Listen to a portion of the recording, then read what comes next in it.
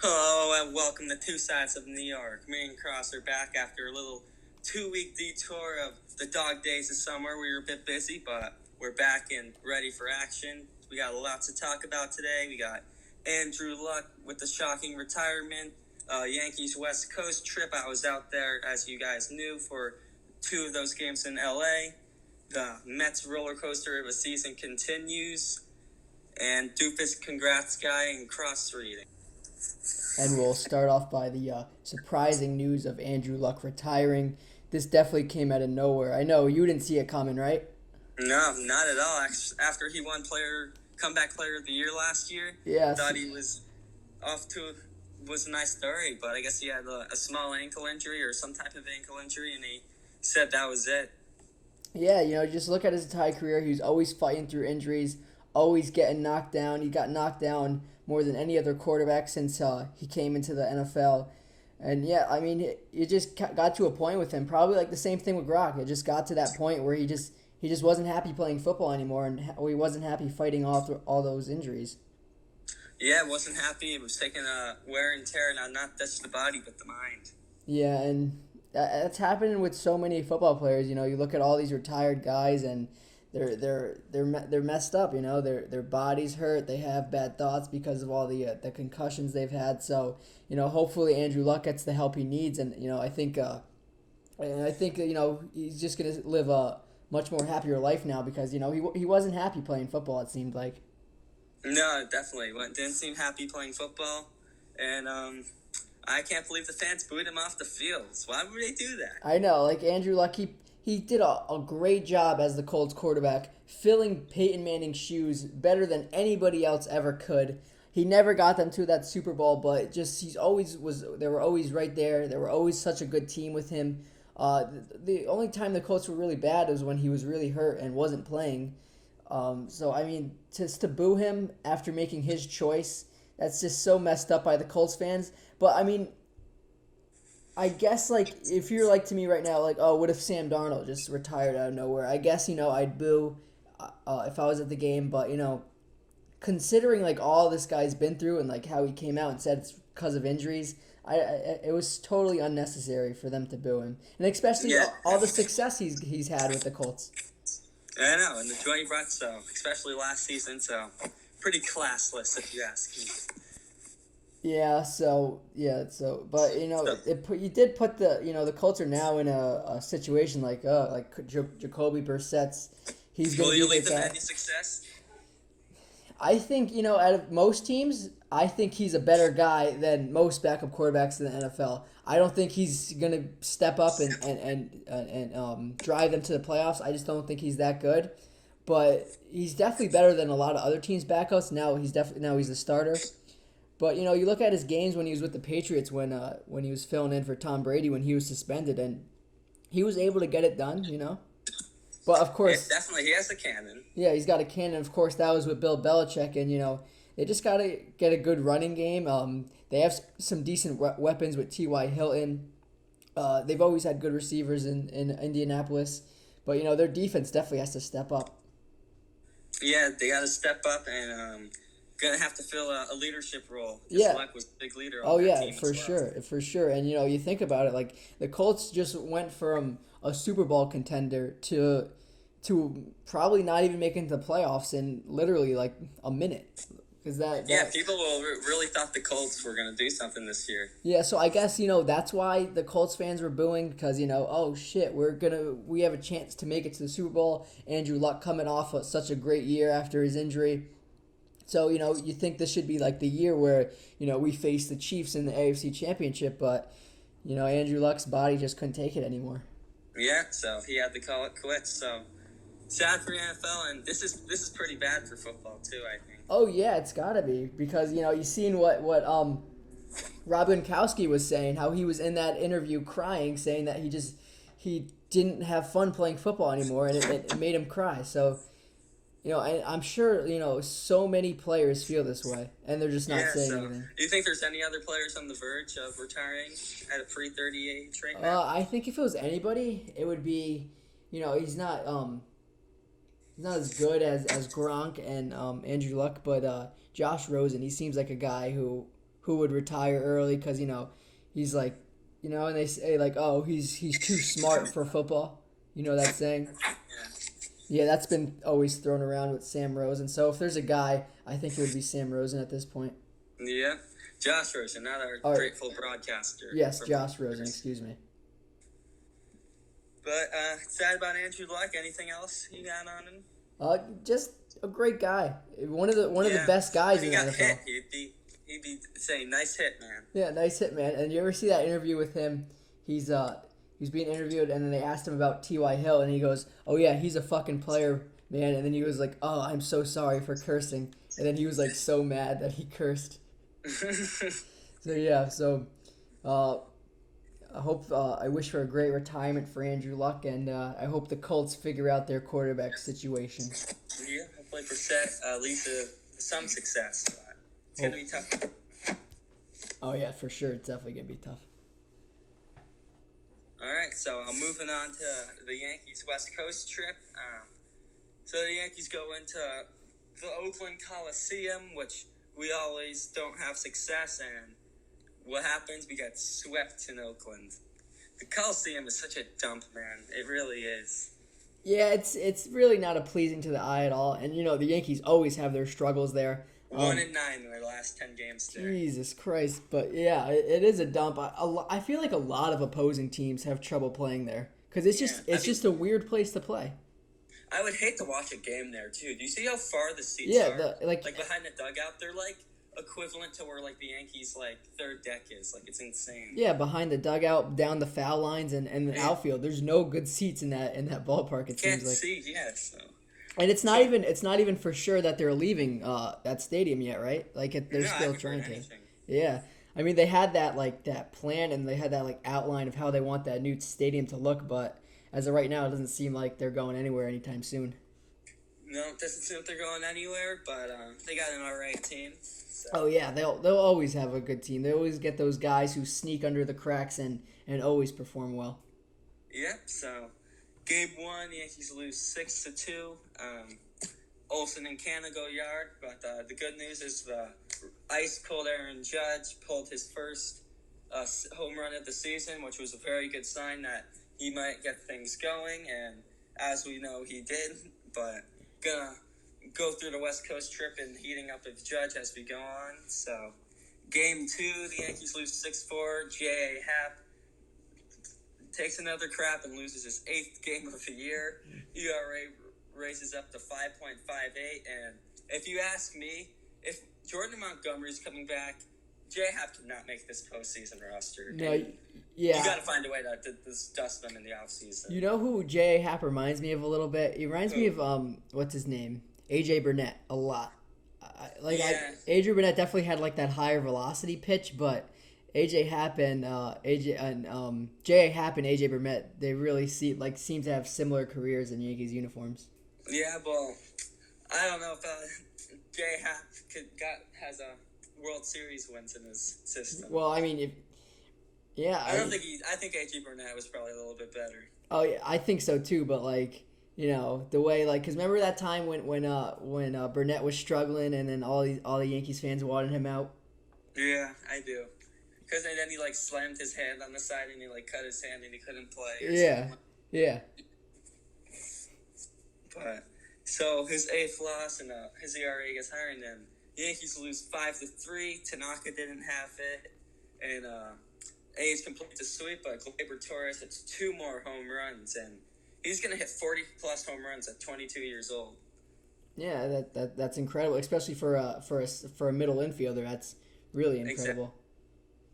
He's got a lot of A-Rod similarities. This is the beginning of his career. So. Oh yeah, I could totally see that. Totally. So he's got a lot going for him. So. Yeah, it just seems like a terrible trip to Oakland as usual for you guys. It seems. Yeah, but going back into Torres, and I just want to connect this to the Cubs a bit. They made some risky, some if trades. I mean. I know they got a World Series out of Chapman, but, they only got half a year out of Chapman. Then they traded Soler for Wade Davis, and he's hit 37 bombs this year, and they got a year out of Davis. Yeah. they traded Quintana for they gave Jimenez out.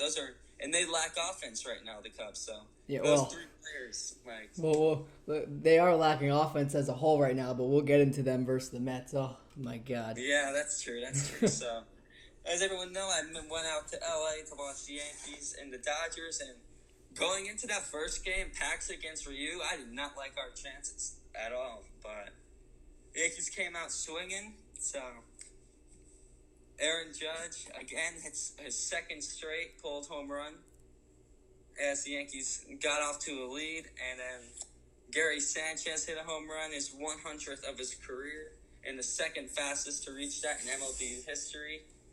And then bases were loaded for Didi Gregorius. No, that was first and second with Gary Sanchez up, and they walk him.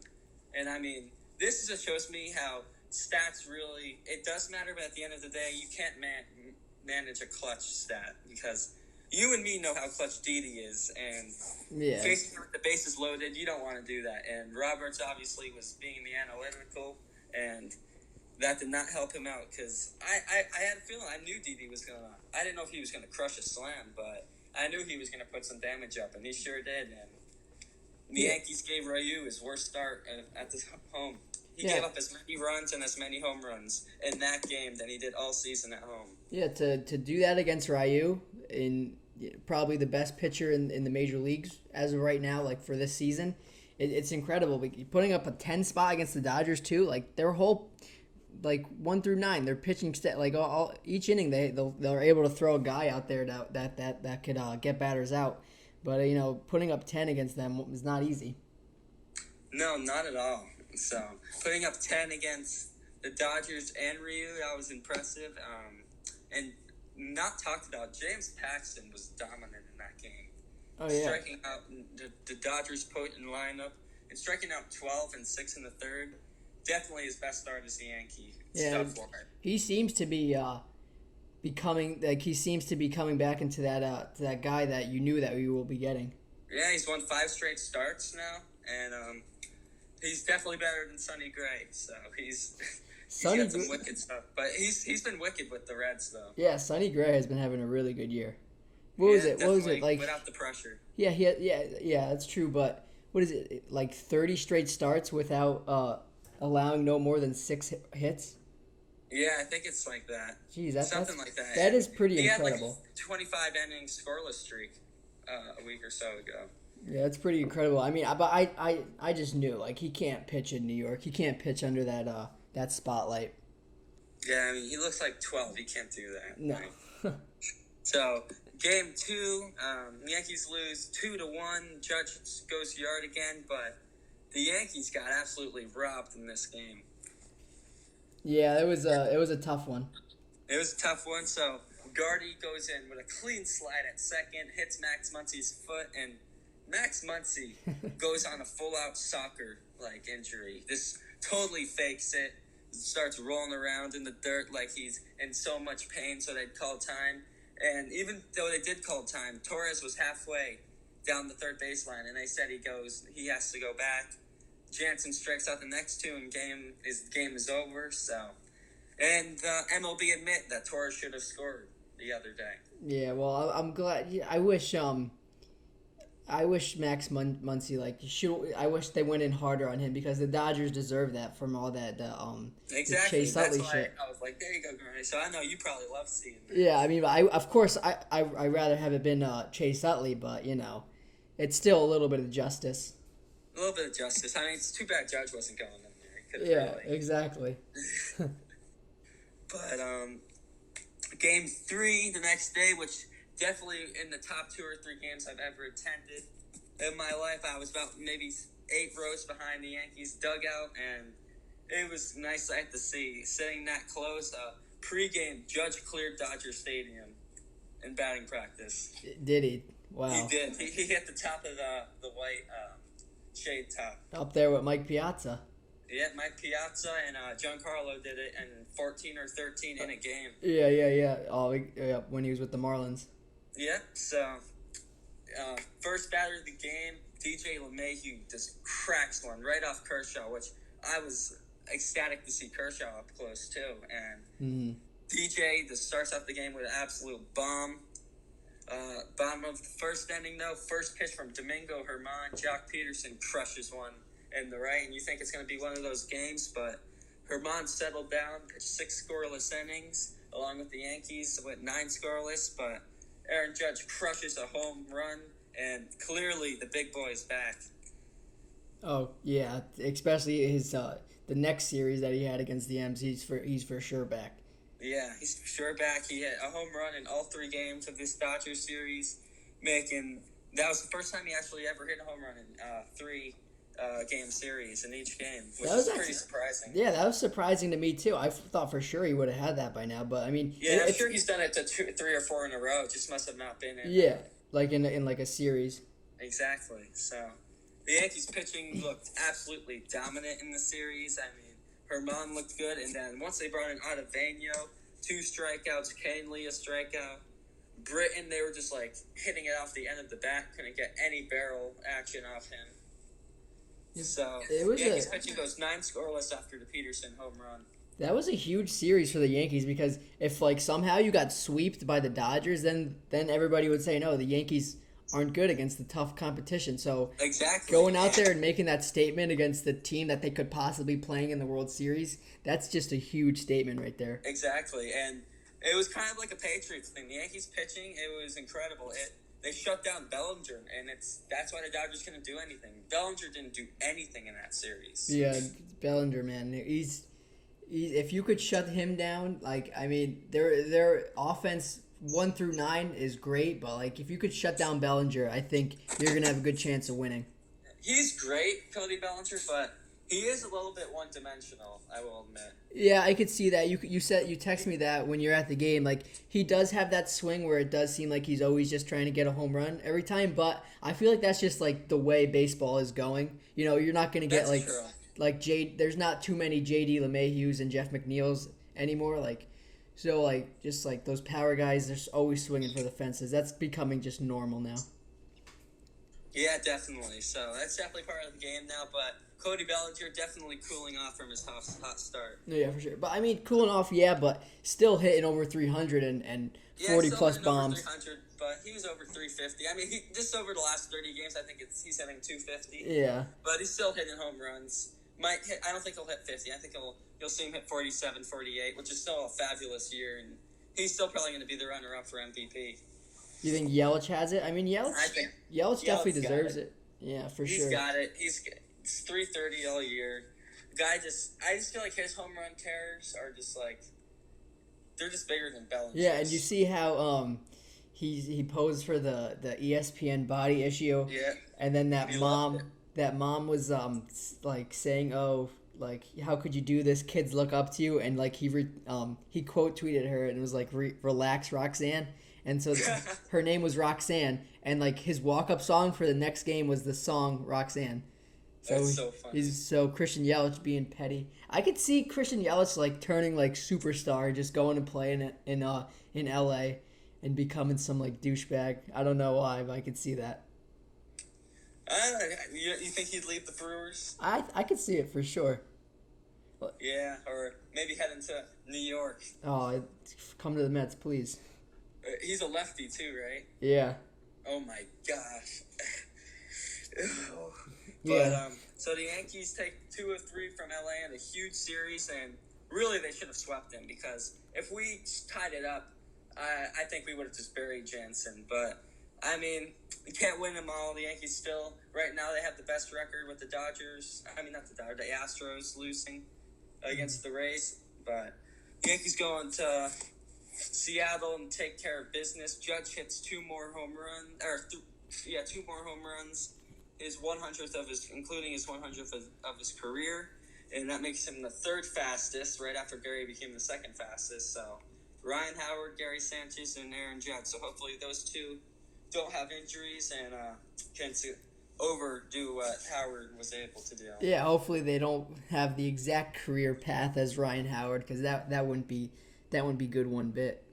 No, not at all. Damn, poor Ryan Howard though. As much as I hate him because he's a Philly, but like when he was in the box, I would have to turn around because I did not want to see, like he had like so much power. He really did. He was probably one of my NL favorites for a while, just because he had so much pop in. And Just like especially they at shut down Bellinger. That's what the Yankees did in the '09 World Series. They shut down Ryan Howard. yeah, so yeah, especially when they're like playing at Citizens Bank Park where the ball goes flying. Ryan He's Howard, so clutch. yeah, yeah. So yeah, he got them. He like along with Chase Utley, like there was no World Series for the Phillies without Ryan Howard. Exactly. So the Yankees road trip starts off 0-3, but they finish really strong, going 5-1 in the last 6 games. So yeah, Nice road trip for the Yankees. West Coast is always tough, but the Yankees coming home with Voit and Didi returning tonight, because Didi got hit in that 3rd game of the series. Hadn't played, but they didn't put him on the IL. He'll be back tonight. Luke Voit will be back tonight. Giancarlo Stanton was hitting lasers out of Seattle. yeah. So he should be on a rehab assignment next week. Sevy has his first start in AAA. Jordan Montgomery's, so looks like everyone's coming back. And Sevy, they said he was popping 100. So Yeah, so aside from the Oakland series, you guys had a pretty good road trip. yeah, and no, I mean I think Sherman's been all right, but a 4.91 ERA along with Bauer's 7.27. So maybe it was the right move to not go after anyone for the Yankees. Yeah, and I'll get into that to the Stroman more, but so going into the Mets now, we sweep the Indians, winners of 5 in a row. Where the Indians Twitter was all salty about us sweeping them. So we got momentum going into this Brave series. Like we put ourselves in such a good position. Like, all right, you know what? We could go out there if we could just get one against the Braves, we're in perfect shape. And the way the game set out, I thought we could have won this first game for sure. It was just a heartbreaking 2-1 loss, 14 inning 2-1 loss. I watched every second of it. It was so painful. Jacob deGrom was tremendous. He had 7 innings, 1 earned run, 13 strikeouts. And in the 6th inning, the only thing he allowed was a single to Freddie Freeman, which drove in a run. Freddie Freeman, man, he's good. As long as he's playing baseball, no matter what, he's gonna kick the Mets' ass. Yeah, Freddie Freeman, he's so underrated, dude. Oh, and he's having probably his best season. Yeah, we talked about 35 home runs, and we talked about it like in the 2010s era. Definitely, he's got to be up there as one of the top 10 players of the 2010s. Oh, definitely him, along with Joey Votto. Oh yeah, two of the most underrated guys in baseball. So yeah, it was just a heartbreaking loss. And then right after Freddie Freeman gives the Braves the lead, Jacob deGrom goes out there and hits a leadoff home run in the 6th inning to tie it up. Jacob deGrom, it's just so unfortunate how the Mets can't get anything for him. I know, it's been like this forever, and he's been great since the All-Star break. He only has 63 career wins, Jacob deGrom. He should have at least 100.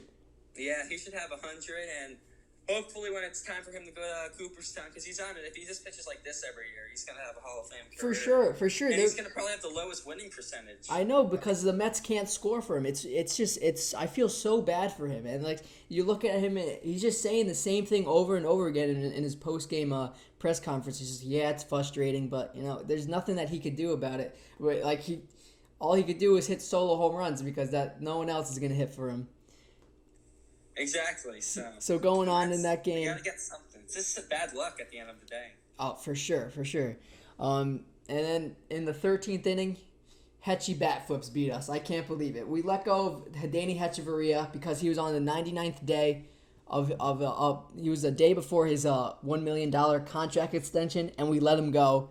The Braves picked him up, and he hits a double to get a runner into scoring position. And then a couple batters later, Billy Hamilton gets a base hit to beat us, who I think the Mets should have gotten. But yeah, the Braves picked up Hechavarria, Cervelli, and Billy Hamilton. Yeah, and all 3 of those guys did damage against us. So yeah, we got beat by Hetchy and Billy Hamilton, and our lack of hitting. So that I think there were so many heartbreaking losses of the season. This one has to be up there. In those friggin' Players Weekend uniforms. Oh, those uniforms make me sick now. So going on to Game 2, we're down 4-0 early. Ozzy Albies hits a home run. Josh Donaldson hit a home run. Josh Donaldson has been great for the Braves the entire Yeah, season. I mean they paid him $24 million, and Mm-hmm. if you look into the analytical of the earned value, he's Uh, been $35 million. They said his yeah, and it was already. only a 1 year deal too. So I'm curious to see what they're gonna do with him next year, where he's gonna go.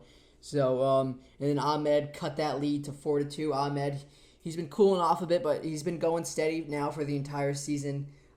His defense comes back to haunt them. I'll talk about that more in the Cubs series.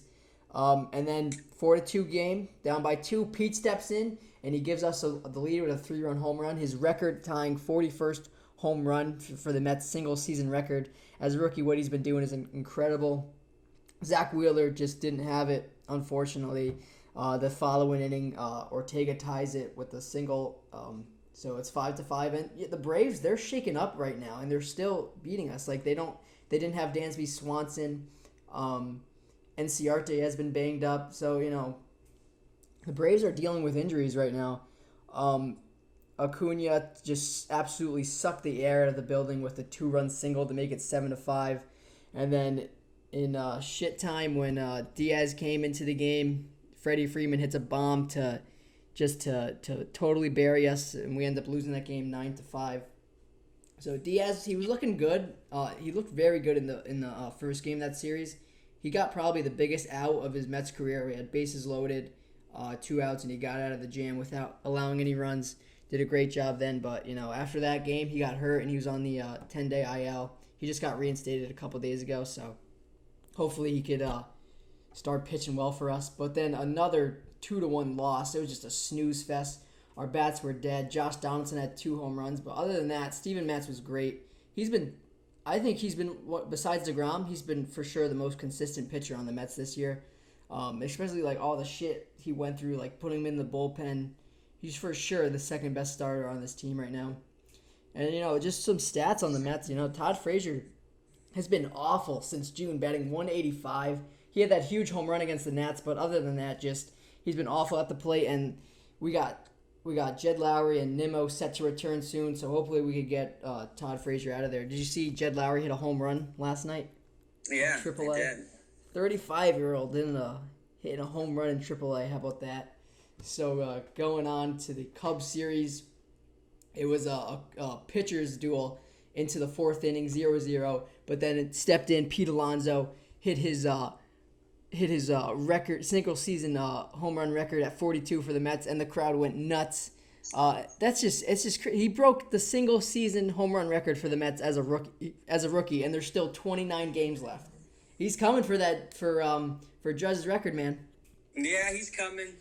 I don't think he's gonna quite get there. I know. I think he's gonna get 50. I don't think he's not gonna quite make it, unfortunately. But still, 50 home runs as a rookie. I don't care if you're saying juice balls. He's been hitting tanks all year. So all you juice balls people, you could shut up about that. But yeah, he was the first rookie to do that in 81 years to break the team's single season record. So that's just incredible. And the way he just carries himself, he's the next captain of the Mets for sure. Yeah, you think so? Oh yeah, for sure. I think David Wright would even agree with that. Yeah, he's definitely on his way, and I think he could be the best man of all time. Oh, with this pace for sure. He gets a little too aggressive sometimes playing first base. He'll go after balls too deep in the hole. Like that just shows like how much he cares about the team and how much he wants to win. So hopefully he gets that cleaned up. But just a great start to his career and plenty more home runs to come. Okay, yeah. So like plenty more home runs to come, and I mean, I think he's a guy who can hit 400 or 500 in his career. Oh, for sure. Now going into Stroman, he had a strong start, but he had a strong start through 4. But then the 5th inning has just been awful for him. That's when the wheels start to come off for him. This is what was his first loss with the Mets. He has a +4 ERA with us. Not the best, but early in games he looks good, but he just gets himself in a corner by throwing too many pitches. He had some help of some great defense we played for him, but Addison Russell gave them the lead with a 2-run home run in the 5th, which shouldn't count because Addison Russell is just a bad dude. I don't like Addison Russell. Yeah, after that stuff that happened with significant other, domestic violence charge. He's just been hated by everyone, and a lot of people don't even think he should be playing. Yeah, I don't think he should be playing either. But then in the sixth, Javi Baez, he hits a 2-run home run, and then later in the eighth, he hits a double. And then in the ninth, J.D. Davis homers to cut it to 5-2, but that would be the final score. We lost 5-2 in a game that we definitely should have won. In the next game, things just got out of hand quick. Yeah, Noah Syndergaard, the day before his birthday, the Cubs gifted him 6 runs. Jesus Christ. The floodgates opened off of an Ahmed throwing error, which allowed Castellanos to score. Castellanos has been a huge pickup for the Cubs. That guy he's saved their season as of right now. Yeah, he has, but he was great with Detroit, too. Yeah, but they were just a shitty baseball team. Schwarber, he's been hot for the Cubs. He doubled in Russell. And then Happ hit a home run for the Cubs. So, all of a sudden after the first inning, it's 6-0. We grabbed a run in the first, but in the second inning, Schwarber hits a 2-run shot, and then the Cubs were still far from done. Castellanos hits a 2-run shot in the third inning, so it's 10-1 in the third inning. We tried clawing back. McNeil hit a home run. J.D. Davis hit another home run, but it was too little, too late. We lost 10-7, and right there, I think that was like the Mets season in one game. We just dug ourselves into too much of a big hole. And then by the end of the game, yeah, we made it close, but it's just we were just so shitty in the beginning. If we weren't so shitty in the beginning of the game, we would have won. But that's just how the season's been for us. Going into the final game of the series, the most heartbreaking game for sure of this series. J.D. Davis hits a home run in the first inning to give us a 1-0 lead. Then in the second inning, Victor Caratini filling in for Anthony Rizzo hits a home run to tie it. And then after that, Jacob deGrom was lights out. We retired the next 15 batters. Nobody was getting on base. But then an infield hit and then a roller up the middle. Cartini comes up again and he hits a 3-run home run to give the Cubs a 4-1 lead. And that's what stuck. So unfortunate that we couldn't get anything for deGrom. I know he allowed 4 runs, but come on, this was in the 7th inning, that home run. He shouldn't even been in the game in the 7th inning because we should have given him a good enough lead to take him out. But, that's just been the Mets season for you. And that loss to the Cubs now, we're now 5 games out of the wild card. By playoff percentage, we have a better chance than the Brewers, the Phillies, and who's the other team ahead of us? I can't remember, but we still have a better playoff chance to make it, but I think that's it for the season. There's no way. We just dug ourselves into too big of a hole. And we have the talent to be. You just need the consistency. Yeah, we just don't have it. And the worst thing is, the Wilpons, they're gonna see this. They're gonna be like, oh, we have the potential to be good, and we're not gonna do anything in the off season. So it's just rinse and repeat.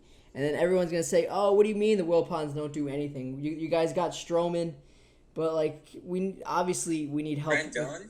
Yeah, that's what I'm hoping for, to get Rendon, but who knows? Especially the Nationals, they're really close on extending Sano, so hopefully that means they're not going to extend Rendon, so we'll see about that. Who are they closest to extending? Sano. Oh. The Nationals? Yeah. Miguel Sano or no, Soto. Soto? Yeah, I meant Soto. Oh, okay. But yeah, so hopefully we do something in the off season because obviously we need some outside help. Definitely. You guys got some brushing up to do. Yeah, for sure. You want to move on to doofus and congrats? Yeah, let's move on to doof and congrats. So my doofus, as we were talking about earlier, is the Colts fan. That's just, come on, that's just classless. You guys. After all Andrew Luck did, that was just pathetic. Yeah, it's sad. I know it was probably more of a heat of a moment thing, but it's still something you don't want to see, especially how Andrew Luck carried himself throughout his entire career. Definitely. All the stuff he did for that franchise after Peyton Manning left, so yeah, it's sad that they don't appreciate it, but hopefully they realize. Oh yeah, I'm sure they realize that, that wasn't the right thing to do. So my doofus of the week is those Players Weekend uniforms. I love the idea of having the nicknames on the back of the uniforms, but just what they did was white on white and black on black. First of all, you couldn't even see the name on the back of the jersey.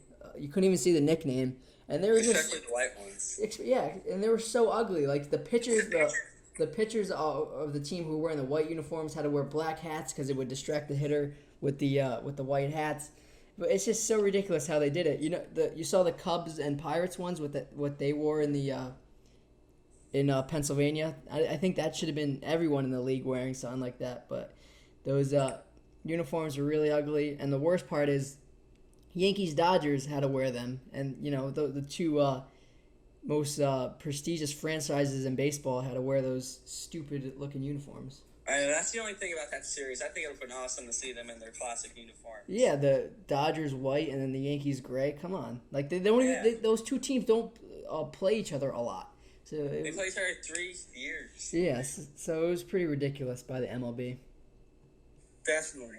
So, my congrats guy though was the Yankees pitching against the Dodgers by just shutting Cody Bellinger and the rest of the guys down. I mean, all they really gave up was a 2-run home run to Justin Turner and a solo home run to Jock Peterson. That was about it for the Dodgers. Yeah, the Yankees shut them down the entire series. So even CeCe pitched great. Yeah, and you know the Astros are for sure looking at that game like, oh shit. The Astros are good, but I just feel like, I mean, they're scary. They're definitely our biggest threat, but at the same time, I think we can take them if we get Sevy back. Do you think they're better than the Dodgers, the Astros? Yes, I do. Yeah, I agree with you. I think, call me crazy, I think the Braves have a shot against the Dodgers. Oh yeah, once the Braves are healthy, now their pitching is performing where they want it to be. For sure, they're definitely gonna have a shot at the Dodgers. Yeah. So my congrats guy of the week is Wilson Ramos, who's on a 22-game hit streak, and he's batting .430 over that stretch. Out of all the stats from all the Mets players this year, I think this is the most impressive. You know, not on base. That's a hitting streak. Yeah, that's a hitting streak. Damn, I haven't even heard about that. Yeah, he's silently doing it too. Guys aren't hitting 22 games in a row that much anymore. And yes, and he's batting 4. It's not like he's getting one hit and then continuing the streak. He's getting 2-3 hits every night. He's got that average up on the season to 291, and he's batting .430 over that stretch. So I can't believe there was a moment in the season where we were like, oh, Wilson Ramos isn't our guy. Like if you look at the records by catcher for the Mets, it's Wilson Ramos, and it's not even close. And you know, I was even like, oh, we got to get Ramos out of here. The guys don't want to pitch to him, but I think he calls a pretty good game. I don't know why DeGrom always really just wants to pitch with Nito. But anyways, hopefully Ramos could keep it going. Yeah. Definitely, yeah. Hope we can get going and get some consistency because, I mean, it's September, you guys. It's a long shot, but it's possible. Yeah, 5 games going into September. Just everyone on the Mets, every hitter on the Mets should just look and see what Wilson Ramos is doing before every game and just follow what he's doing because if everyone could get a 22-game hit streak, we're going to make the playoffs. That's the miracle it's going to take. So, yeah, you want to go to cross-reading? Yeah. So, my ML player of the week was Jorge Alfaro on the Marlins, who hit .545. Hit 12 hits, a double, 3 home runs, and an on-base percentage of .545, along with his average, so... Yeah, Jorge Alfaro, wasn't he was the only All-Star for the Marlins this year, right?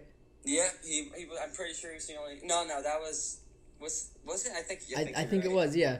And they have that shortstop Diaz up there who's been playing really well. I mean, it's still going to take them a couple more years before they're competitive, but, you know, Alfaro, he's been looking good throughout the season. Brian Anderson, pretty good third baseman, been playing a lot of left field lately.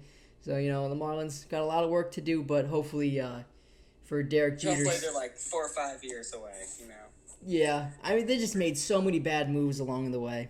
Of course, Jose Fernandez dying didn't help one bit, but like... Yeah, but you know, trading Luis Castillo, Domingo Germán... Chris Paddock. God, they could have been so good. I know. Yeah. But who's your AL player of the week? My AL player of the week is Aaron Judge, who was batting .407, hit 5 home runs, 8 RBIs, 11 hits, and an on-base plus slugging percentage of 1.444. And like you said, he's definitely back.